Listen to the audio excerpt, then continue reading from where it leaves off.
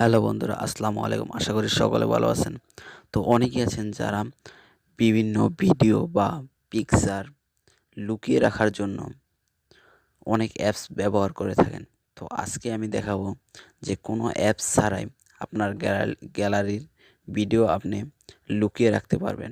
শুধুমাত্র কোনো লক ছাড়াই কীভাবে গ্যালারিতে লুকিয়ে রাখবেন। ভিডিওটি শুরু করার আগে একটি কথা না বলে নয়, আপনারা যদি আমার চ্যানেলে নতুন হয়ে থাকেন তাহলে অবশ্যই আমার চ্যানেলটি সাবস্ক্রাইব করবেন এবং পাশে থাকা নোটিফিকেশন বেলটা অন করে দিবেন সবার আগে ভিডিও নোটিফিকেশন পাওয়ার জন্য। এবং যারা অলরেডি সাবস্ক্রাইব করে রেখেছেন তাদেরকে অসংখ্য ধন্যবাদ।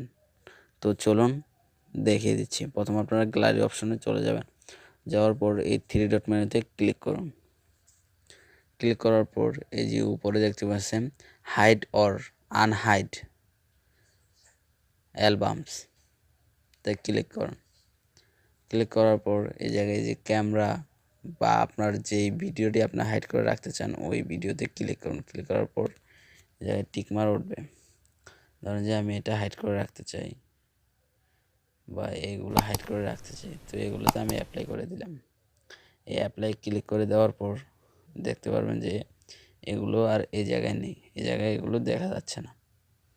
তারপর আপনি কী করবেন, যদি আবার হাইডের থেকে উঠাতে চান তখন আপনারা ভিডিওগুলো দেখার জন্য আবার থ্রি ডট মেনুতে ক্লিক করুন। ক্লিক করার পর hide or unhide albums click করুন। ক্লিক করার পর আবার এই জায়গা থেকে টিক চিহ্নগুলো উঠিয়ে দিন। দেওয়ার পর এই জায়গায় অ্যাপ্লাই করে দিন।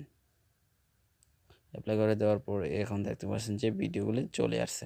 তো আপনারা এভাবে আপনার ভিডিও বা পিকচার কোনো লক ছাড়াই গ্যালারি থেকে হাইড করে রাখতে পারবেন বা লুকিয়ে রাখতে পারবেন।